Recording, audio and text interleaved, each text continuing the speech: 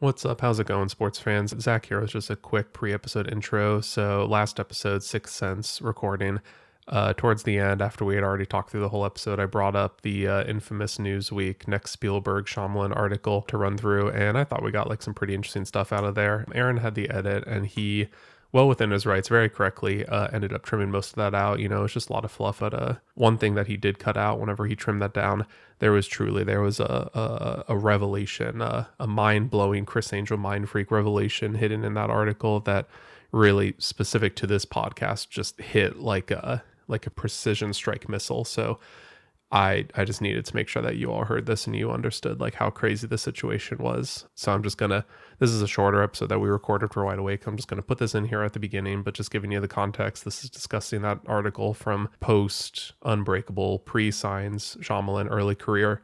Very fun timing specific thing there that I hope you hope it blows your socks off as much as it blew mine off. Okay, cool. Thanks for joining. Roll clip.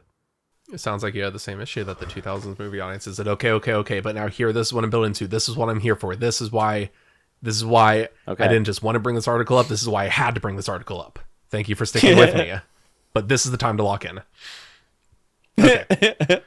So, Shyamalan is fiercely proud of Unbreakable and of its status as a cult favorite. Still, when he talks about it, it's clear that if he was arrogant before it opened, Sixth Sense had made the all-time box office top 10, and he was quoted as saying it'd be cool if Unbreakable made it too. His theories about movies and audiences took a beating when The Grinch clobbered him at the box office. Oh, no! Oh. Mary, did we think these twain shall meet? Oh. When The Grinch took Beautiful. us, it really shocked me, he said. It was such a great lesson for me. Science could go out there and completely tank, I'm telling you. I couldn't believe what was happening. The Grinch became the phenomenon. They stole Thanksgiving. I got to this point. I'm just like, no fucking way. You gotta be kidding me. M. Night Shyamalan, I'm so sorry.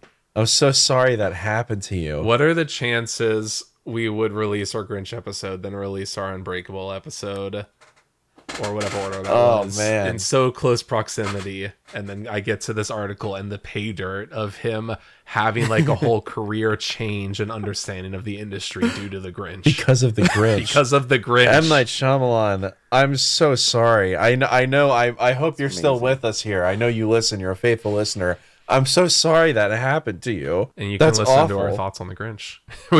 I hated that movie too, man. Would have much rather been watching Unbreakable.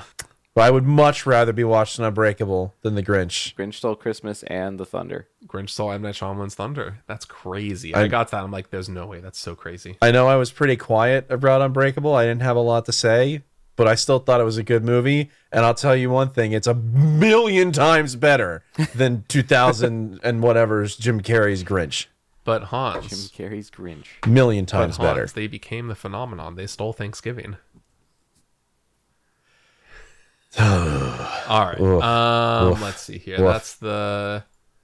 I'm really glad you brought this up, Zach. Okay, this is a really good read. Well, yeah, a really good read that I haven't read. I'm glad one of us did. I'll send you the link here so you can read it. And you all have a physical copy if you want to read that too. But Nice. We're packing hot dogs for the road. That's exactly what the nerds want. A friend got burned.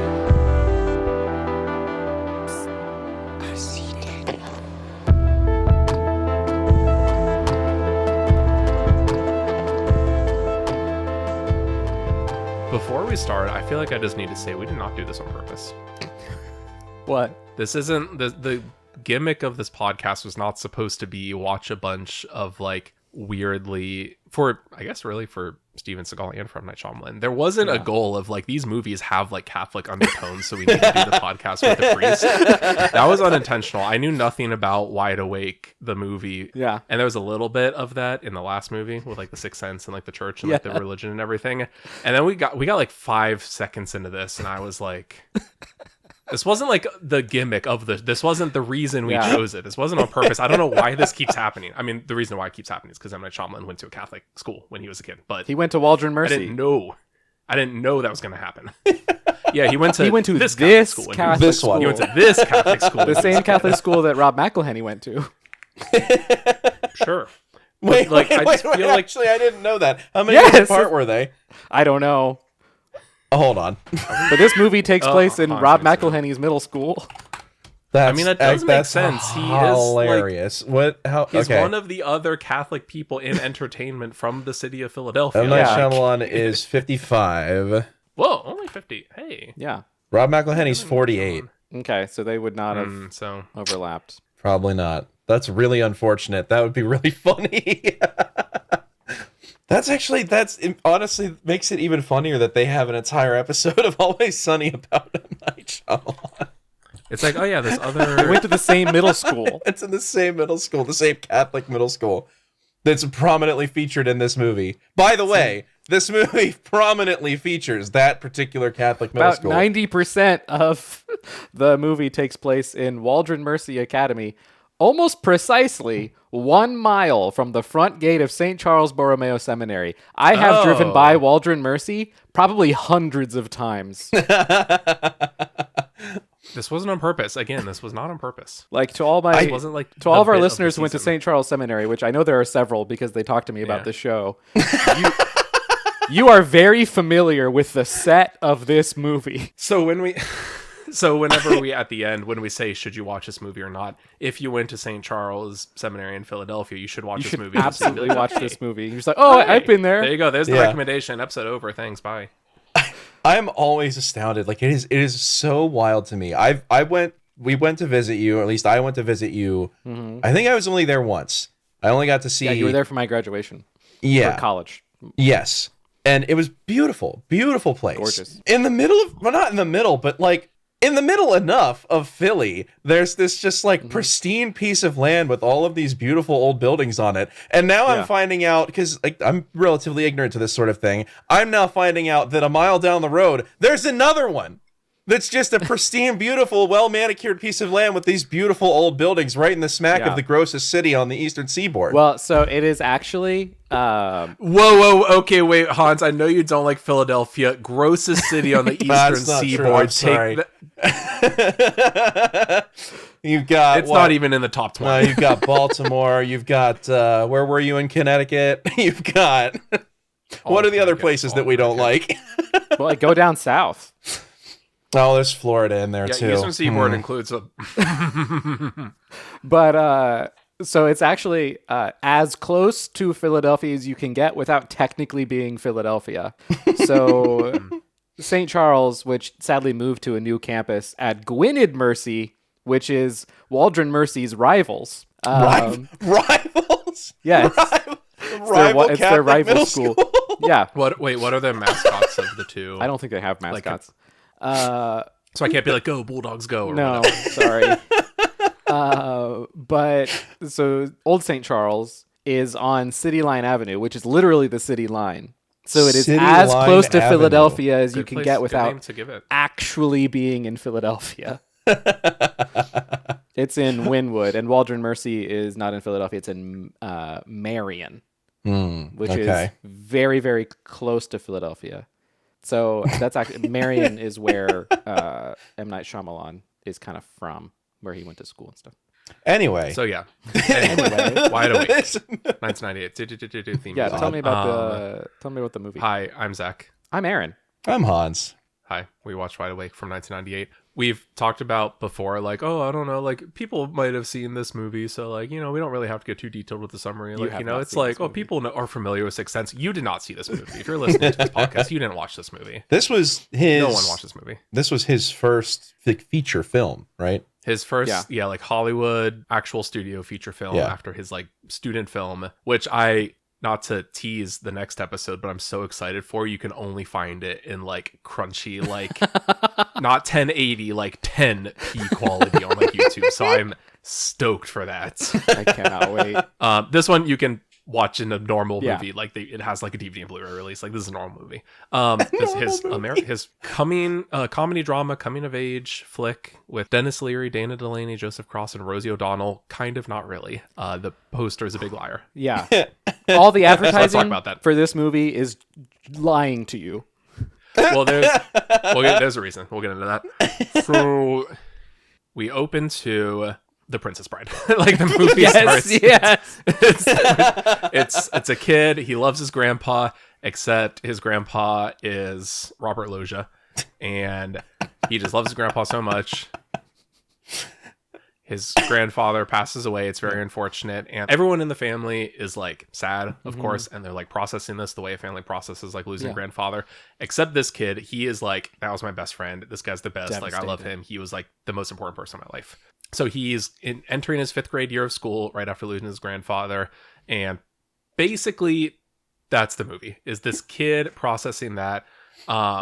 He's going to a Catholic school and he really gets interested in God. Like he like locks in on trying to figure out what God's deal is that year. What God's deal is. I can feel Aaron's excitement, from miles away. The moment I started watching this movie, I was like, oh no. I know, I started it, I'm like, oh, Aaron's gonna have so much to say. And then I can tell you the exact scene. So because there's a scene relatively early on, they're in class, and it's the scene when all of the kids, because I'm sure this has happened to you, Aaron. Like, I immediately, like, I wanted to pause the movie and just start, like, call you and just start asking you questions. I'm sure this has happened. The scene when the kids are like, wait a minute, so you're saying that if you're not baptized, that you're going to go to hell. So, like, my neighbor's cousin's brother isn't baptized. So does that mean he's going to hell? Like, that scene, I was like, wait, I want to talk to Aaron about this. But okay, pause. We'll talk about that later. We'll get there. So, yeah, he's in class. They're at a Catholic school. And, they're 5th graders, so the amount of reverence you would expect 5th graders in, like, a Catholic school. He's got his, like, friend who's, like, the fun daredevil. There's the other kid, like, Chunks, that sweats a lot. There's, like, the class clown. There's, like, the class bully, all the archetypes.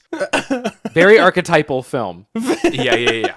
Like, if I say coming-of-age flick about, like, a 5th grader in Catholic school, yes, it's what you're matching. It kind of ticks all the boxes. They have like a birthday party. He has a crush on a cute gal in his class. He tries out for sports, all those things. But basically, he misses his grandfather terribly. So he's like, this week I'm trying Buddhism. This week I'm trying Hinduism. This week I'm going to confession and asking the priest about it. And it's not, you get like echoes of that Sixth Sense there. It's not like he has quite as much to overcome there, but he very much has to overcome this metaphor, this like, process his trauma essentially through religion. And it's kind of almost, it does have this plot, but it almost plays out just kind of like almost like vignettes, like little life in the It's almost an anthology. Yeah. It's just like, here's this day, here's this day, here's this day. You actually get title card throughout the movie. And it'll do, here's November, and then here's December, and then like May. Like, you don't really get a lot of this semester, if we're being honest. So that's kind of a little weird. But eventually, this is a very pivotal year for this kid. He like actually gains like a fuller understanding that this class clown archetype actually does have like maybe some deeper interior meaning. And like this bully, I didn't like him, but it's really sad. He's poor and can't go to the school. Like, I'm sad to see him go, until he's having these, journeys, trying to like find God, trying to find like what's going on in the world. Until the very end, he's like, hey, my friend who's often homesick from school, he's homesick, like, Mom, can we like swing by his house? I want to say hi. And when he does that, he finds his friend alone who had an epileptic seizure, I want to say, if I remember correctly, in his little kind of clubhouse under the stairs Harry Potter cubby. It was so intense that he like fractured his arm. His friend's in the hospital, and our main character, which I haven't actually said, Joshua Beale, is like, you know what? I'm over this whole looking for God thing. Bad things happen. That's not cool. I don't like it. A God wouldn't let that happen. So I'm kind of over it. Until his friend, who has mostly just been kind of like, the irreverent daredevil, he hasn't been like, the deepest guy. He's like, well, why did you come to my house of all days? I was like, I've been homesick before and you haven't like stopped by. Like, you don't have, it's not like I'm upset that you didn't stop by. It's just like, oh yeah, I'm just homesick, and that's normal. You happen to come home this day. You found me, and like, you're the reason I'm alive, and now I can get this medicine and the surgery, and I'm good. And he like convinces him, okay, like there is a higher power, there's a deeper meaning. And that's the end of the flick. Anything important that I missed? Yeah. Well, then he gets kind of like closure on his grandfather's death. And his grandfather's very religious, very pious. Yes. And has a very strong belief in God. And he fears death, but not in the same way that Joshua does. And he has a much more mature faith, and he's like ready to face death. He spent his life preparing himself to die, and he's comfortable with that. And Joshua, at the end of the movie, after he has this kind of experience of providence, is much more comfortable with that and doesn't doubt God's existence in the same way, at least. And he's very comforted in the idea that there very much could be something beyond this life, and that his grandfather is not gone. Definitive. Yeah, that after all of that, he actually just meets God in the form of a small child. Okay. Yeah, okay, there is actually like kind of an insane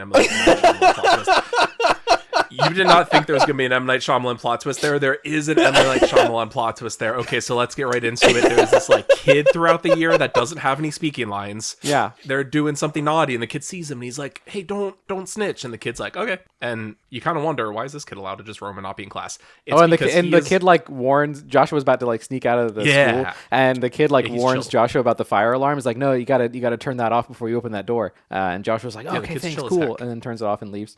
and he is an angel or god, or he says like, "Hey, your grandpa's at peace." Yeah. Yeah. What's up, fam? Yeah, so you have a lot of subtext. We talked about this a lot. You have a lot of subtext. You have a really cool storyline. You get like Yep. actual real closure through this like affirmed It's belief. like a realistic year in this kid's life. Yeah, and then at the tail end, it's just like, well, just in case you were a little bit confused, just in case you didn't quite get it, just in case you didn't know, here's actual God telling you, or an angel, whatever, what have you. Some sort of Your supernatural grandpa's being. okay, man. You're good to go, dude. In the form of a very, very, very small, very blonde, little tiny child. Very blonde, small child. Okay, so this, when people talk about M. Night Shyamalan movies, and they're just like, we're gonna talk about every M. Night Shyamalan movie, they just like don't talk about this movie often. No, I've his never first heard of this movie once feature in my film. life. But you'll literally look up every M. Night Shyamalan movie ranks, and you're like, okay, I understand why his student film is there. This is a theatrically released like Yes. Hollywood studio film written and directed by M. Night Shyamalan. Yeah. And if you're like, oh, ranking the top plot twists in Shyamalan films, or ranking M. Night Shyamalan's main characters, whatever, people forget about this. But to your point, okay, M. Night Shyamalan fingerprints. Very earnest, straightforward dialogue Yeah. between characters Yes. and characters to the camera. Lots of child Plot actors. twist at the end. Lots of Lots of child. them. This. And you get a If you're really like, good okay. performance out of all of them. Yeah. Okay, I mean, thought come it was on. great for the time. You don't get any Haley Joel Osment performances out of any This of is them. true. That's true. You get like a 60 or 70% of a Haley Joel Osment. You get very decent performances out Let's of them. okay, but let's be honest. Well, this is his first film, and you're not focusing all your energy on like one kid. You're focusing all your energy on like 50 of them, and it's Yeah. you get what you get. Okay, but we're gonna get into critiques. Just like real quick, rattling off like the Shyamalan fingerprints. Yeah, What else is there? What else am I missing? I mean, a link to Catholicism is apparently one of them. apparently. Yeah. Like Has that's become something a to thing say we've about learned. religion, specifically Catholicism. Yeah. No Shyamalan cameo. Not that I saw. Yes, Shyamalan cameo. Yes. Yeah, Shyamalan cameo. Wait, where was he? Was he? No Shyamalan cameo. No, I watched this in Sixth Sense, like right back to back, basically. Yeah. And I was like, he was the doctor. There was no Yeah, he was- doctor yeah, in this yeah. one. He was not a doctor. No. If he was in this one, he probably would have been a doctor too, because Probably it would be would have been a that doctor. or like the janitor of the school. Like, there's only so Yeah. many positions he could be. Yeah. I no. If suspecting you're him to be the talking what the janitor, and he's perfect not. cameo role for him would have been, it would have been the father of the school, who at the very end kicks priest? a Like the soccer ball priest? into the priest. He would have been the same guy who at the very end of the movie kicked a soccer ball into one of the sisters. The priest does not kick the soccer ball into the sister. The gym teacher does. Oh no, The you're priest right. is- Sure. Okay, the no, priest never is mind. just I like, take it he back. will be I take it all doing back. confession No, over no, no, the no, summer, no. I which take you it all probably back. He should would take have been. advantage of. He would have been the gym teacher. He would have been the gym teacher who kicked the soccer ball into Okay, one of gym the sisters. teacher would have been a good one. Shyamalan, if you remake Wide Awake, and I understand why you wouldn't, but if you want to remake that one, cameo is the gym teacher. Yes. 10 out of 10. Okay. Uh-huh. Any other major Shyamalan things? I think it's not none. It's more than none. But I definitely, while I was watching, despite the fact that everybody forgets about this one, Yeah. this was a Shyamalan movie. Oh yeah. It was a Shyamalan movie. It This felt isn't like he some was, weird aberration. It felt like he was trying really hard. I can't wait to see a student film because I want to know. I am like psyched to the gills for Praying I with Anger. can't wait because I This want to movie know. got me hyped for Praying with Anger. This movie took me from like 50 to 110 on Praying with Anger. I don't know why. I want to know if in this movie he was holding himself back or figuring himself out. Well, did you look up any of the... So I know from hearsay that there was a lot of studio meddling in this, and I haven't done like a lot of research into that. I don't know. So here's the issue, because we like to, in these movies, we like to psychoanalyze a lot more and be like, oh, Yeah. here's where Shyamalan was doing this, and here's where he was, being brave, and here's where he was experimenting with this.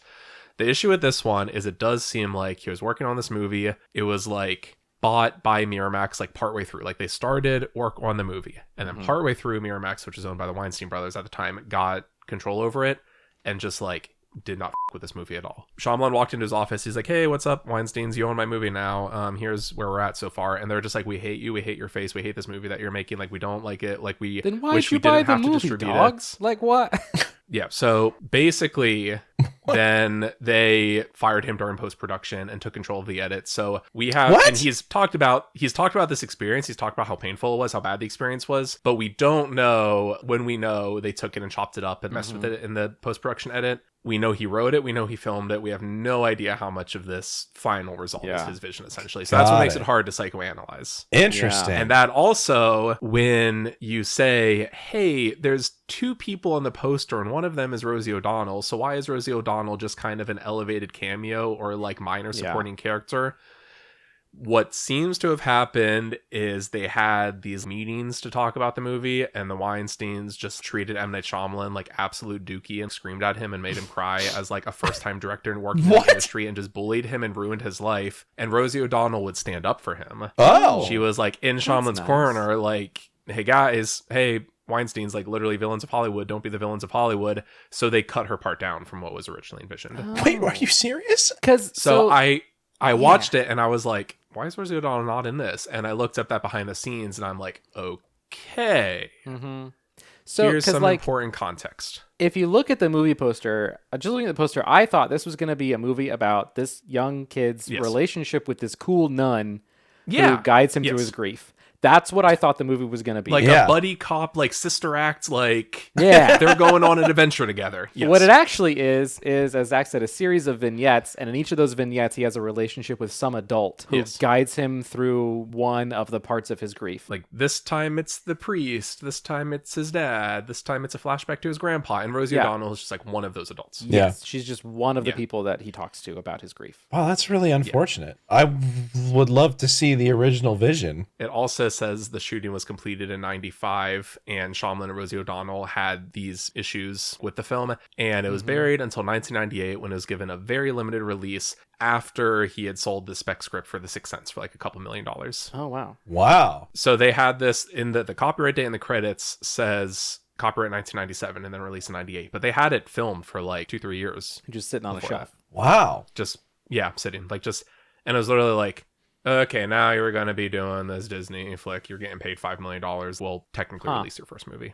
But this did not get the actual like light of day that it Well, that theoretically should explains why I've never heard of it to a certain extent. It explains why it doesn't show up on any of the charts on any. I mean, and why it grossed under $300K on a $6 million budget. Yeah. Yikes. They're just like, we are going to do the bare minimum for this that weekend. Wow, that's really unfortunate.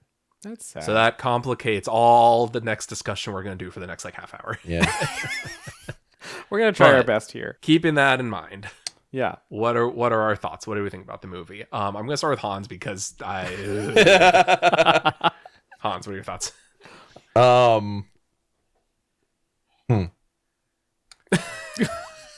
Just figure them out now, huh? This is a very 90s movie. Oh, yeah. Yes. Very 90s movie. The music, Well, the I'll talk everything. about it.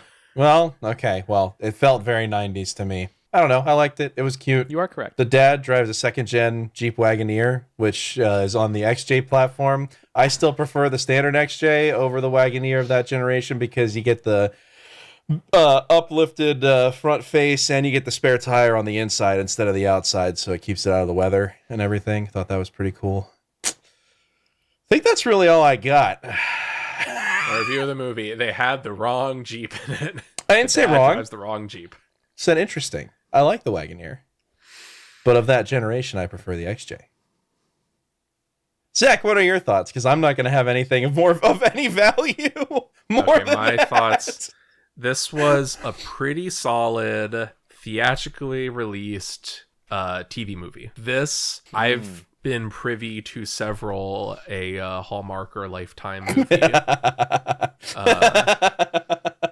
This is a nice, solid, like family-friendly 90s straight-to-TV movie that was made to be released. It wasn't really released theatrically. Like, I'm kind of surprised they didn't just dump it on like cable. This is a very good like after-school cable special on like the Lifetime channel that has like slightly better, but actually kind of on par with what you might see casting for a movie of that style. We see it went When I first watched it, I gave it 2.5 stars, and then Aaron like messaged me. He was like, "I love this. This is the greatest movie ever. 5 stars. This will change my life." And I was like, "Okay, I'll bump it up to 3."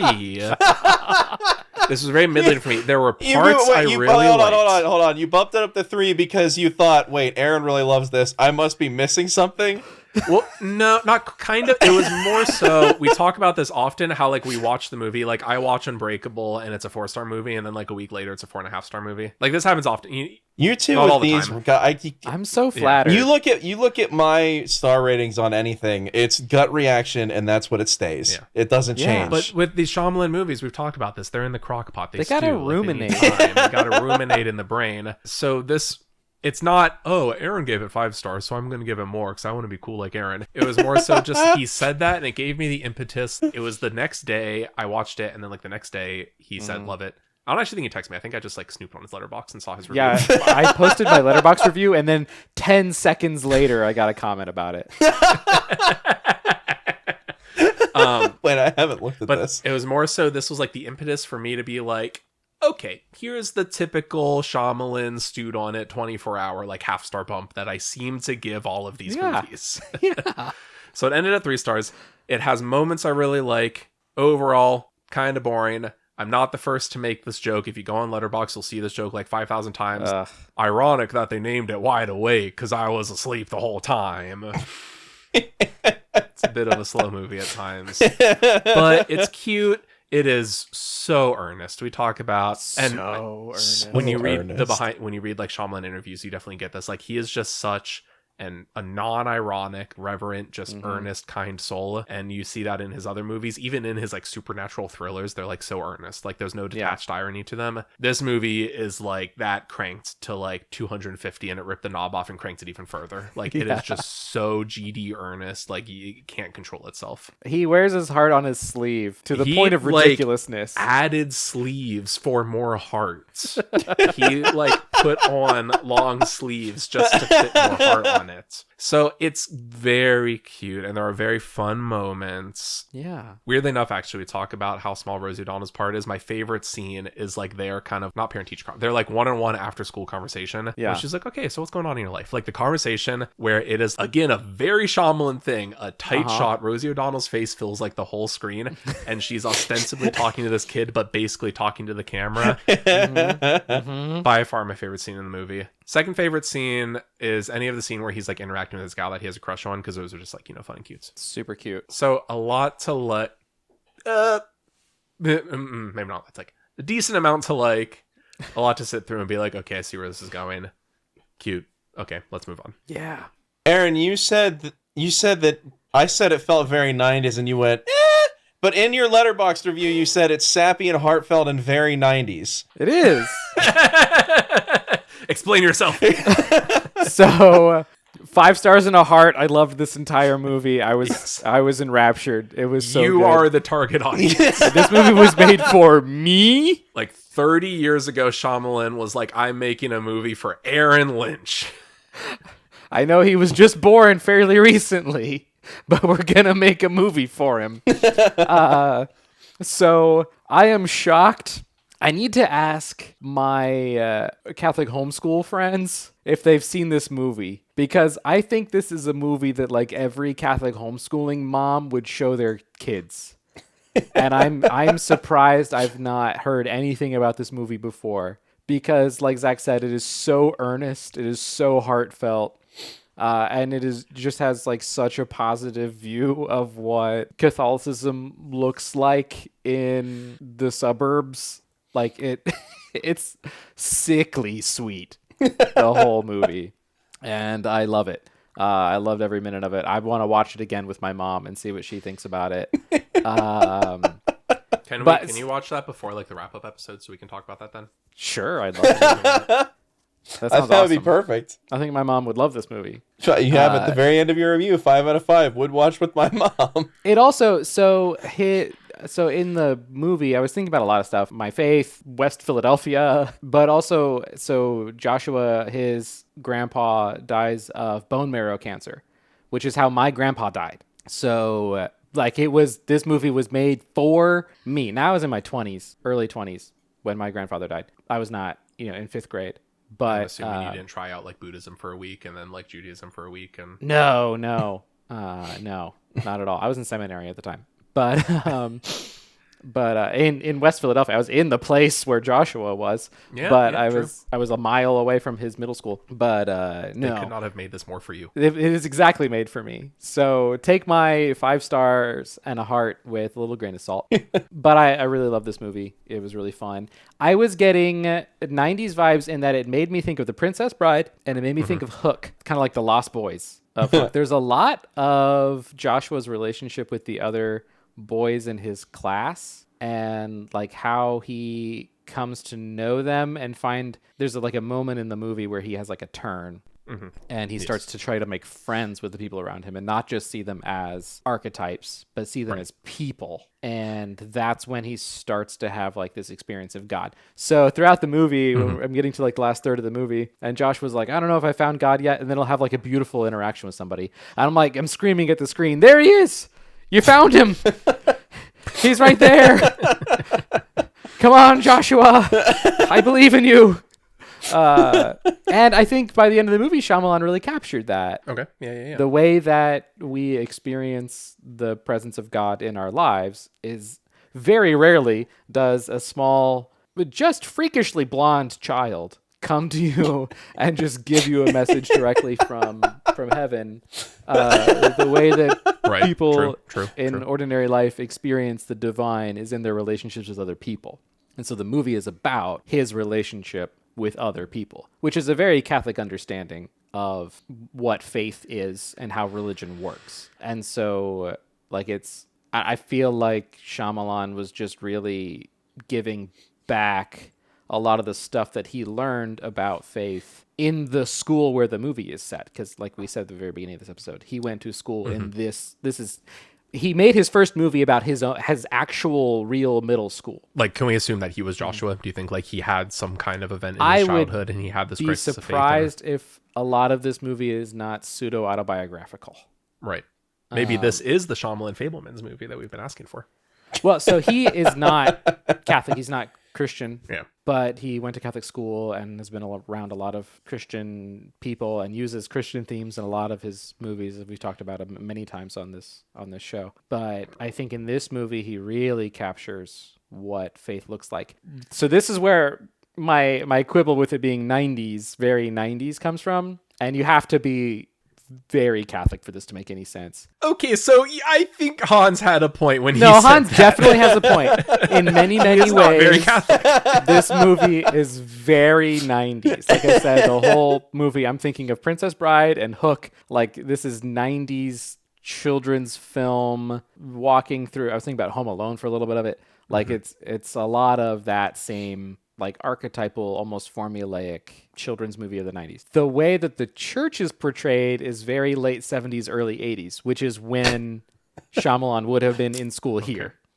Okay. So the Catholic stuff is specifically late 70s and early 80s. The cultural stuff, everything outside of that, is very 90s. Okay.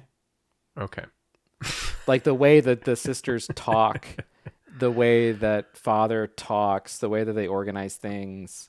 Which would make sense with if he's basing this off of conversation. You know, if we're speculating that he may have his experiences based on this off conversations he had when he was in school, that would make sense. The timeline works. He didn't go and immerse himself in a Catholic school for a month as an adult to see how they talk now.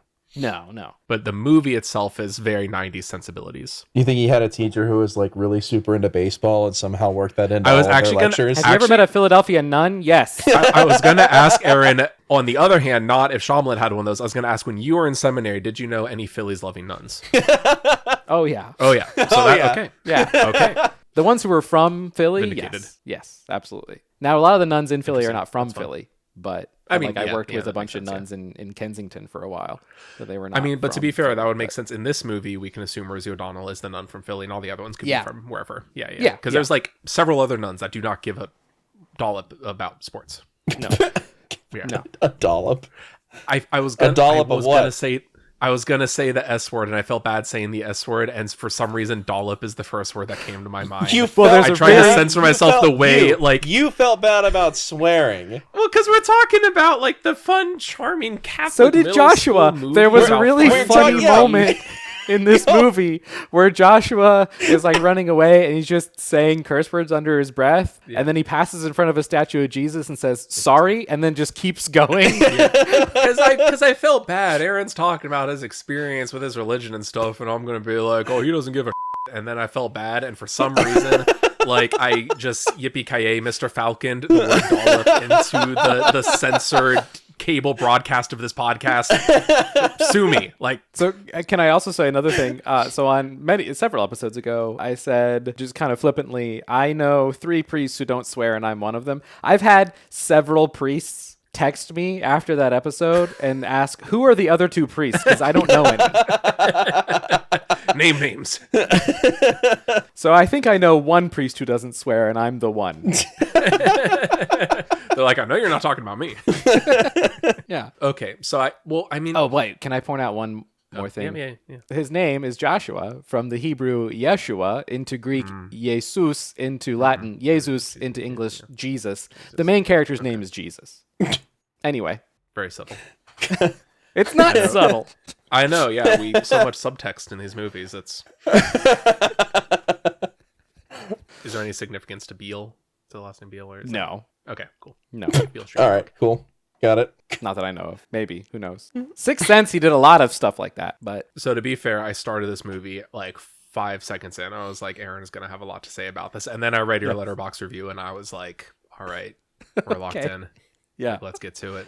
Unfortunately, I feel like I don't have quite as much to say. I'm like, That's oh yeah, so it's like much a fun. cheesy 90s movie. That's about all I got. It was Podcast. It was cute. It was a Yeah. little slow. Hans, maybe you'll get this one. Every time the grandpa's on screen, I know that the actor Robert Loggia has had like a career in like many other movies. He has had like several roles. All I could think of the whole time I was watching this movie was the Family Guy bit where like, he's like spelling his name.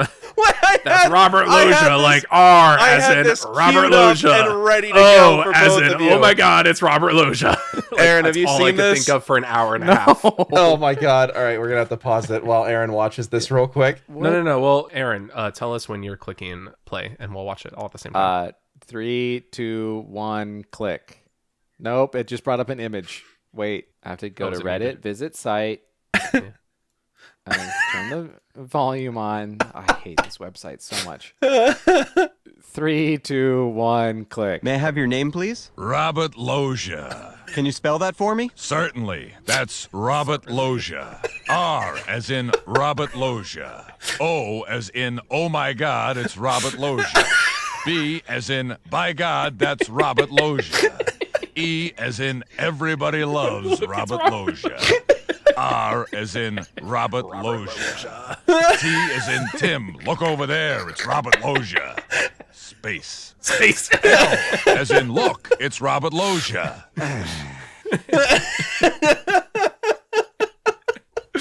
Okay, so Aaron, if you didn't see that on like Adult Swim when you were in middle school, it's not funny at all. I get why you're reacting the way you are. So this is like the opposite of the movie Wide Awake. So the way that Wide Awake was made specifically for me and like 5 other people, and that's why it made 3 nickels at the box office. This clip from Family Guy is apparently made for a lot of people, not including me.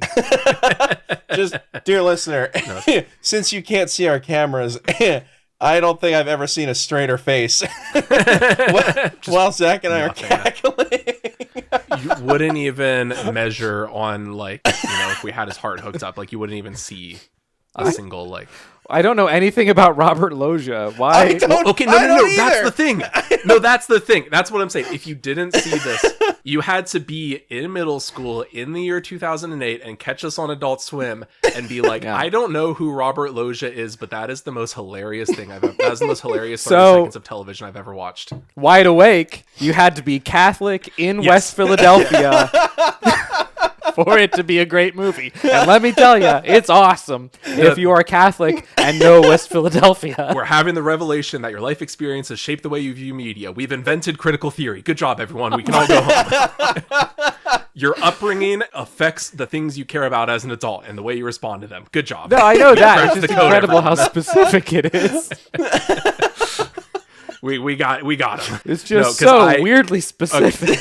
But I need you to picture, Aaron, that the whole Yeah. time you're watching this, you're relating it to your real life experiences. And Yeah. I'm watching this. I have no life experiences that match to this. You Yeah. have to picture. I'm not no. There's like 5% of this movie. Yeah. But you have to picture that I'm watching this. The other, like my brain space, the like 20% of the frontal lobe is processing what I'm watching. The other 80% for an hour and a half straight is just thinking, oh my "R," God. as in Robert Loggia. It's Robert Loggia.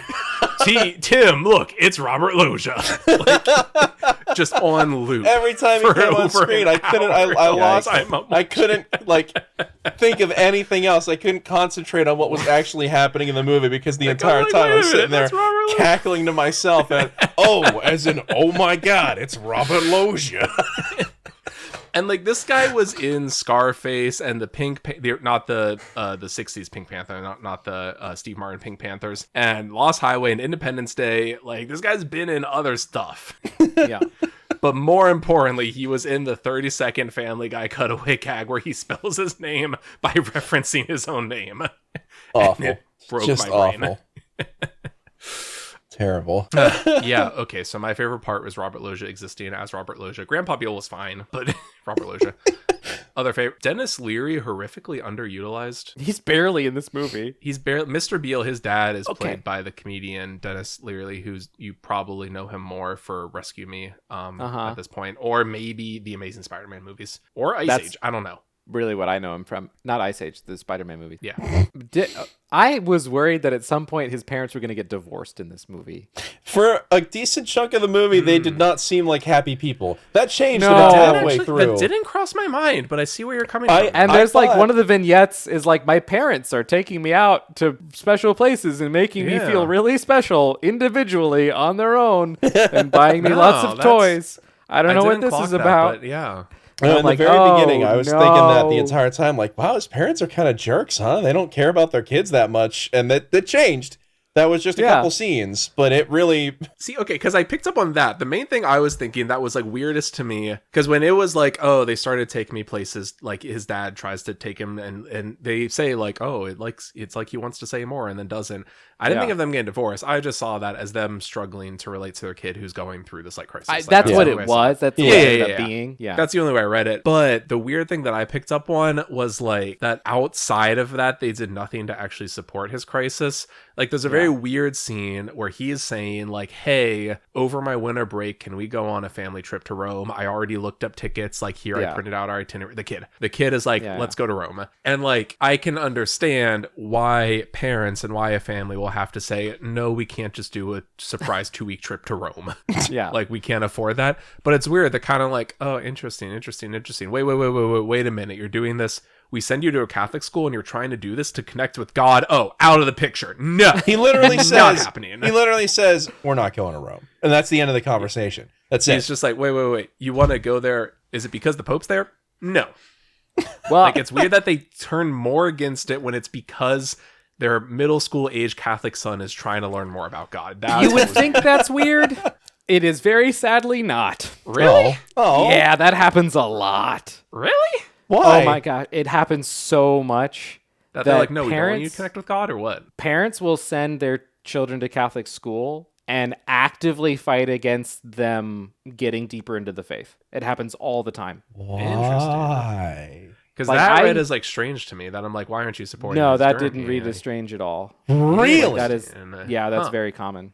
Why? Because they will send their kids to Catholic school and say, "Don't you become Catholic? Like, don't get into it. That's Is a it pretty just- funny bit to play on God? We're sending you there to get you out of well, Is it just we're because sending they you don't there like to public get you. school? Like, We're sending there to get you out of the Philadelphia public school system, Mm. and we don't want you to interact with. You have to go to religion classes, and you're gonna be taught by nuns. You're gonna have to like go and talk to the priest every now and again, but we don't want you to actually interact with the faith. Like I have working in a Catholic school, I have had students who have come to me and said like, I asked my parents if we could go to mass more often, and they said no. wow. So I had read his Yeah. parents in this movie as not being super devoted, but being Catholic. I thought They're like oh, grandpa's Catholic, yeah. Catholic, they're Catholic, kids Catholic. But they're not like like super I read. devout. Yeah. Okay, I like assumed they were at least like somewhat Catholic, but just not like Yeah, they super are. actively They are. practicing. Okay, Yeah. okay, interesting. Wow. Grandpa is very Catholic. but it seems like he was kind of carrying the faith of the whole family. Yeah, he So- was like he was Catholic. So they just they're wealthy enough that they can afford to send their kid to a private school, and that private school just happens to be a Catholic school. Which is that's what Shyamalan's family did. Yeah. Well, you know what? Shyamalan's not the even pieces Christian. all connect. You got me there. That does, yeah. Although That's exactly the what funny thing Shyamalan's is, family did. the funny thing is, Hans, that the joke I've heard, I obviously know way less about Catholic schools, but the joke I've heard is that Catholic school is like we can't afford real private school, so we send you to the fake private school. Oh. Like the joke is like, we can't afford to pay for an actual private school, so we send you to the school that teaches you that evolution's a lie, like, because that's the closest thing we can afford. We don't teach that. But that's the joke I've heard from former Catholic school students. Gotcha. Actually, Okay. well, specifically Mary and Mercy Academy, that's not true. So, like your regular parochial school, a school attached to a parish church, that's kind of what that is. It's a very inexpensive private school, and most parish schools, even if you can't afford it, they'll let you in anyway. Just ask, or they have donors who will like pay for your kid's tuition or something. Like you can go to a parochial school, somewhere like Waldron Mercy. You have to pay for that. That's not a parochial school. That's a private Catholic school, and so that is much more expensive. That's why one of the kids, his bully, who he ends up realizing, oh, I have like an antagonistic relationship with this other kid, but it's a real relationship, and like there's some sort of actual affection that's not healthy, but it is a kind of affection. And my school bully has to leave because he can't afford to go to school here anymore. That's why that can happen at that school. But like a regular parish school, it's much less likely to happen in a parish school. Okay, that makes sense. Yeah, because this school is not attached to a parish. Got it. Unrelated, Hans, did you know that Dennis Leary is a third cousin of Conan O'Brien? I did not know that. I mean, I assume Irish Catholic comedians in the entertainment industry, like, they're going to be related somehow. They're gonna 6 degrees of Kevin Bacon. It's going to be like 2 degrees of Conan O'Brien. But Yeah. Dana Delaney, who plays the mother, I don't know much about her, but she was in Desperate Housewives. So Sarah clocked that pretty quickly. There was no Bones, nobody from Bones. But we were watching, and she's like, oh, that's like, she's not one of the main housewives, but she's always trying to be in the friend group of the housewives. She's kind of like a supporting character, but she's in Desperate Housewives. And Wide Awake. Y'all always make fun of me when I pick out somebody who was in like Lost or something. But then you talk about how Sarah picks out characters like instantly as soon as they were in Desperate Housewives or Bones. And Bones. Yeah, but it's a mutual thing. You see Locke from Lost, and I'm like, of course Hans sees Locke from Lost. You are allowed to say, oh, of course they pointed out the one guy from Bones. There's no rule against that.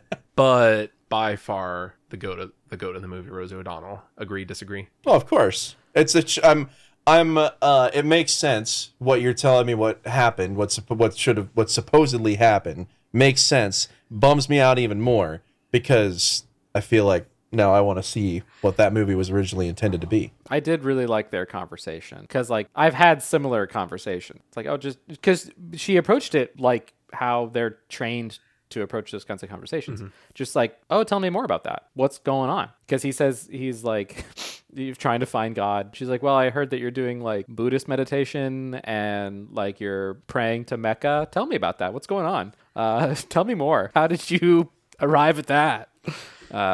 It's very focused on like asking questions and stuff. So it felt really very real to me. I've had very similar conversations. Yeah, that was the one when I feel like Aaron can relate to 100% in this movie. That was the scene. I think the reason I liked it the most, again, critical theory, life affects the media you watch. Yeah. The reason I like that one the most is because that is the scene I could most relate to. That is like the 5% of the movie that I like genuinely felt a connection to, because I haven't worked in the religious faith, but I previously was in student affairs. So like I've met with students and had conversations and like counseled them through like crises and like through deaths in their family, and like that conversation felt very real. Like I feel like this had to have been drawn from some kind of real experience, whether it was one Shyamalan had or not, because it was just too real. Like just like you said, the way of carrying the conversation, the way of talking, and really the part that stuck with me the most at the end, she's like, oh well, like she's like trying to set up like also a big point is like repetition, like having these ongoing meetings. You don't just like meet once and talk through, like you'd have people you'd meet with like every week or so. And at the end she's like, oh, so why don't we just set up a meeting, like, next Tuesday? How's next Tuesday work? And the kid's like, no, that doesn't work. And she's like, oh really, why not? And he's like,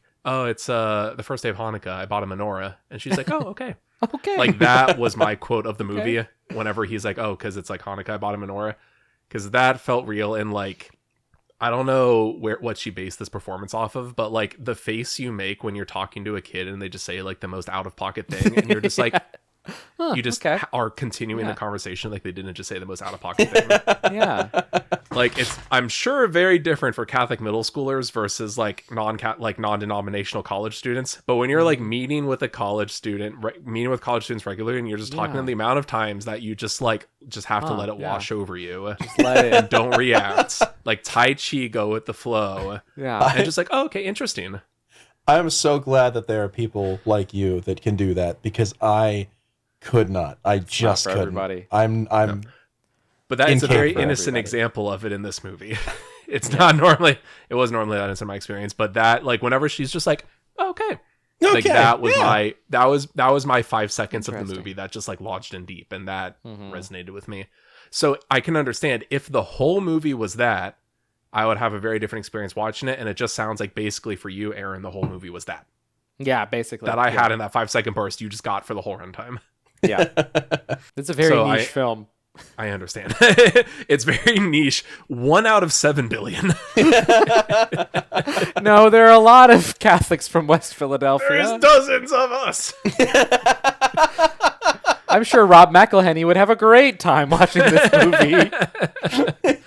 He's probably one of the 5 other people that's watched this.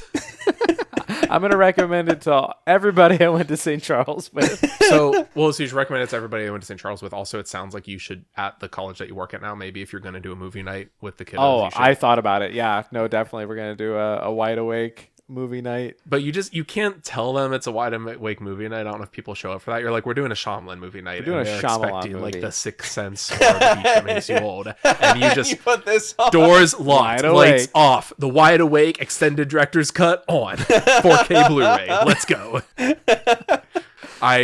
Shyamalan, please get the rights for Miramax. I don't care how it happens. Please, I'm manifesting. Give me the director's cut. Give me the extended True Vision director's cut of Wide Awake, please. I'm sure you still have the film negatives laying around somewhere. Make it happen. Honestly, he's got the influence at this point. It will be watched by 3 people, and they're all in this call. Please give it to us. Please. It's all I ask. It would be so If we cool. get an Everything Plus tier backer, I will donate that money to whatever it is to helping you secure the rights to release that. Hey, the this- movie theater in Carlisle will show whatever movie you want if you rent the reel. There we How go. much is a reel? Where do you buy a reel? I don't know. We did it for my sister's Sweet 16. We watched Ferris Bueller's Day But you Off. bought Ferris Bueller. I understand where you find the Ferris Bueller film. Yeah. Reel. Where do you buy the Wide Awake film? At this point, I how don't much know. would it cost to buy this from Miramax? It probably couldn't be that much. More right? than we've got. Could we do Yes. it? And we could start a GoFundMe for that. Yeah, we've contacted Mr. Miramax, and we got a price. Is there a contact number for Miramax? Is there an email we can? I mean, when we sent an email to whoever it was, Warner Brothers or Paramount or what? Who was it that we sent an email to about Seagal? We never got anything Warner back. Brothers, they never got back to us. Still waiting to do that script read. I'm not surprised, but I am still disappointed. Very disappointed. Oh, interesting. Okay. In March of 2016, Miramax was sold to BN Media Group, which then sold a 49% stake to Paramount Global in 20. So this is split 49. between BN Media and Paramount. Okay, well, Miramax does have my a conflict. contact form. Please select a department and fill out the form. What would the department Can be? can we talk to the Wide Awake 1998 department? I'm sure We got there's one guy in that department who's waiting for an email. It's an I'm such a- I intern. don't- Why did I even bother? I'm on the Miramax page and the Wikipedia page, and I scroll down to like the movies they've made, and there's a list of highest grossing films. I like scanned through it looking for Wide Awake. Why did I even? It made That was the less than $1 dumbest million. 2 seconds of my life. Like, oh, Wide Awake will be on here. The bottom one, number 25, grossed 133 million. I don't think Wide Awake's on here. No. Although weirdly enough, number 1 is Chicago, the musical from 2002. Really? Yeah, they have like all the Halloween movies and Good Will Hunting and Pulp Fiction. And Chicago and Shakespeare in Love are on here. You know, something about Shyamalan, too. most of his movies make a lot of money for their budget. Yeah, like he's only had, I think, like 2 movies that were unprofitable and one that like recouped expenses but not advertising. Like out of his Yeah. filmography, he's grossed over $3 billion at the box office. Like, Yeah. Very bankable. and he's 55 years old now. Like, I can't type. It's one of you. I need one of you to craft this. I can't type these. craft This is why you guys did the Rotten Tomatoes application. That went nowhere. that one. Yeah, we all never of got ours anything have gone back. nowhere. No one responds to our emails. Yeah, what's the deal? We're I mean, serious. well, so hold We on, demand to be journalists. taken seriously. We're influencers. We're film media. Rotten Tomatoes. I'm typing yeah, way when's too the application period again? fast. Rotten Tomatoes applications will reopen on March 1st. So if we don't hear anything back by then, okay. we're definitely not in from 2025. But we can reapply. We're going to reapply every year. Why in 2025? Yeah. Well, we I thought we applied applied just in. for 2024, didn't we? Was it 24? Couldn't have I been can't 20 remember. years ago. Doesn't matter. We're going to do it again. Do we have anything else to say about why? I don't. I started Film? typing this message to Miramax. I Mr. really liked Miramax. It was I'm made going for to a very small start out audience. with that. Mr. or Mrs. Miramax. Where was it? I did just see recently the film has been distributed on digital platforms by Paramount Pictures since April 2020. Paramount Home Entertainment reissued the film on DVD on August 10th, 2021. With Okay. this being one of many Miramax titles they reissued around the same time, and it has the same artwork as the 2000 DVD. So is it just on DVD? Did it get a Blu-ray? Or are they still releasing Wide Awake DVDs in the big 2023? I don't know. It is well known. Well, it's relatively well known. that Ooh. Wide Awake, 1998. Had some troubles. Yeah, no, it has DVD and VHS tape are the two purchasing options. Oh my gosh, if we can And- get a VHS During tape. production. Well, you can get a VHS tape. It's $9.49. That's very, it? That's very possible. That's it? Not that's it. That's $9 more than it should cost. I No, want a but we VHS want tape of the this original movie. vision. Yeah, Yeah. we don't want the VHS tape. We want the film. Aaron, you can buy the VHS tape. I want the have VHS multiple tape. Steven Seagal movies on VHS, so you can buy this, whatever. Oh my gosh. But People have been it's- handing me Steven Seagal DVDs recently. What? Yeah. This never came up. What movies? Which ones specifically? That matters. I don't know. I'd have to go look at my shelf. Go look. Go look. I'll go get them. I'll be What back. else are you doing? That is so crazy that somebody working at Paramount is like, we're going to re-release this movie along with other Miramax titles, and they just reprinted a DVD instead of doing a Blu-ray. Like, I won't even expect the quality to be that much better. I'm not expecting like a 4K transfer of the film stock, like touched up, cleaned up, color corrected, director approval, Criterion version. They just But it's re-released the DVD. Pretty crazy. In 2021, they're like, we will re-release this on home media, which a lot of companies have stopped doing, but just on DVD. Okay, a friend of mine gave me a couple DVDs. He gave me The Village. Nice. Shyamalan's Nice. Village DVD. Nice. These are all DVD, not Blu-ray, like not VHS, like DVD specifically. You're not just using the digital versatile disc. You're not just using the generic term. No, it's a DVD. That's the logo on the back. Nice. Kill Switch. Steven Seagal. Kill Switch. Which one is Kill Switch? God Read us the only back. knows. Read us the back paragraph description. Detective of that bad boy. Jacob King. I don't remember any of his characters being named Jacob. Jacob King. That's not a name. That's not a name. Is one of the most celebrated homicide detectives in the country. Oh no! Wait, is Kill Switch the one I watched in Spanish? His brutal delivery of street justice is legendary among the men and women of law enforcement. But on this latest case, he may have finally met his match, Lazarus, a cunning and perversely Yes. violent God. killer who Yes. is on the loose and terrorizing the inner city. Yes. Oh my god. King's Okay, desperate this is pursuit the of one I watched Lazarus in takes him Spanish, into that's the right. dark, depraved Memphis underworld of street sex and senseless violence. This was the one where not really. the movie started out with him being the best cop in the world, getting in trouble for beating the crap out of somebody, and Throwing they him out a window and Throw him nine out. times. that's what it window was, throwing him out a defenestration. window nine times. Because he says like so they had to something, let him something, go. mucho crack, Ariba, and throws him out the window. That's what happens in the movie, right? That's what we all watch. And then Driven to Kill plus 9 bonus movies. Oh my god. Plus 9 bonus. 9 bonus movies. Are they Which all one was 9 Driven to Saw Kill? movies, or- Ruslan, a former Russian mobster, Yes. must return to his Yes. dark past when his daughter is brutally attacked hours before marrying the son of a powerful yes. family rival. Yeah. God. Yeah. With rage only a father's love can match, Ruslan will no, stop at nothing no. to bring justice. Oh The no. back of the disc doesn't talk about the fact that he hadn't spoken to her in like 15 years. Yeah. That But was his the one divorce- where he his ex-wife still loves him. the crime boss's son and told him, Yeah, you're took gonna him under fix his this. wing. You're gonna fix Yeah. this. You're gonna become a violent man. And at the very end of the movie said, "Now I want you to get the hell out of this business. You're too violent for my daughter." Okay, but more importantly, what are the 9 bonus movies? CIA 2, Target Alexa. Oh, these aren't other Seagal movies. I don't CIA care about Codename Alexa. Deadly Oh. Breed. Prime Target. Stormtrooper. Riot. The Big Fall. Tunnel Vision. And Living to Die. These are not Seagal movies. that. It's very weird. Those all are as stupid and as generic of like nothing titles, but I can tell just by hearing them, like, nope, that's not a Seagal title. I also, this one I found on my own. This is 15 action movies featuring Steven Seagal in Ruslan. What? What? Exactly. You There had me up until the last 2 words. are 5 movies listed on the back of the box, none of which featuring Steven Seagal. Oh, bigger what? Bigger capital. And the disc names 5 films not featuring Steven Seagal. 5 different ones from the back. No, it's the same ones ones? from the Okay. front in a different order, Oh, but this is perplexing. they're very perplexing. That's a solid find. Yeah. Found it in a bargain bin at a record store. Nice. And you just thought, I need this. Yeah. I need to thought- go to more record store bargain bins. I haven't been. This in is like interesting. Over a year. It's like I need this. I'm missing out on these types of experiences. Yeah. I was gonna ask something. What was it? I don't know. This recording is only an hour and 23 minutes Yeah. for me, and we're like, this is a We, like- fast episode. Yeah, we wham bam. Thank you, ma'am. We done talked about it. I mean, what more is there to say about? I don't know. Wide I Awake liked in it. 1998. It was okay.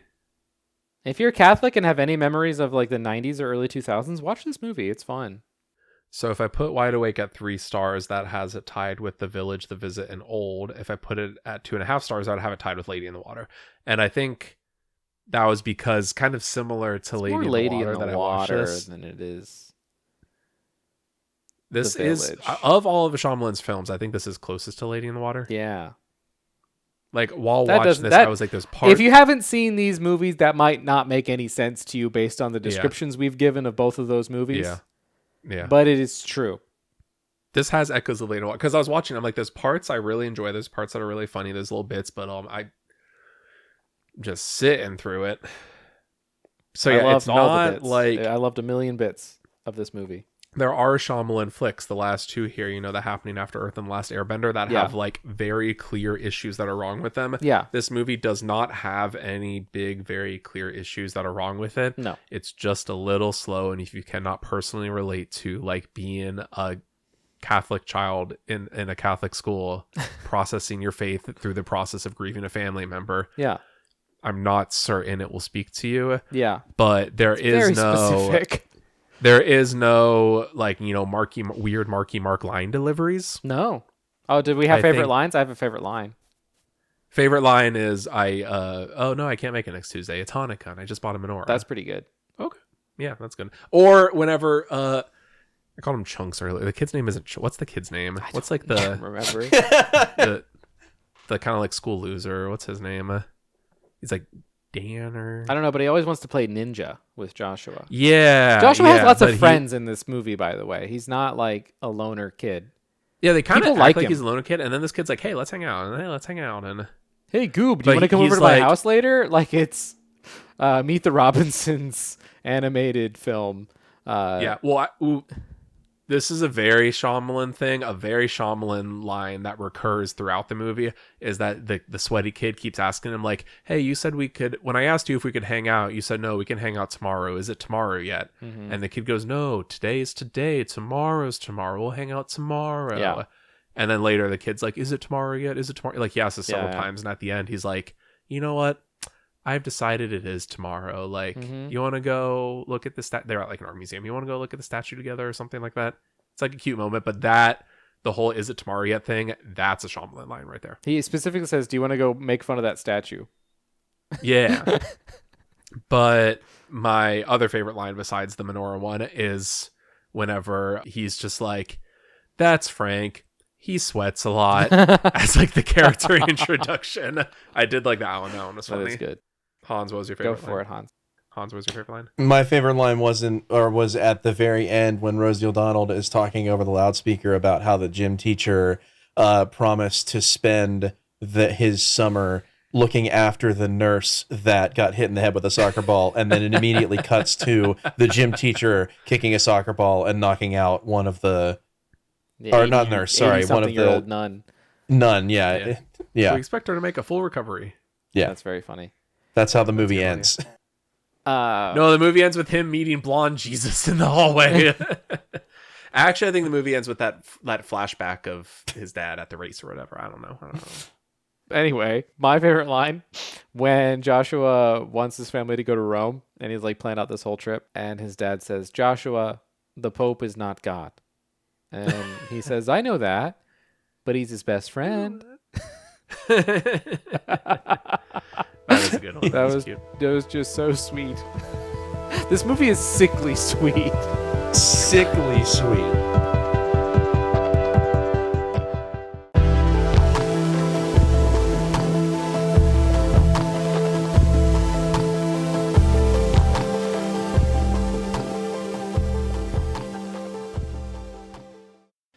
You like hot dogs, right? I want to know what my mom thinks about this movie. I know what your mom will think about it. She'll think it's cute. She'll like it. Yeah, probably.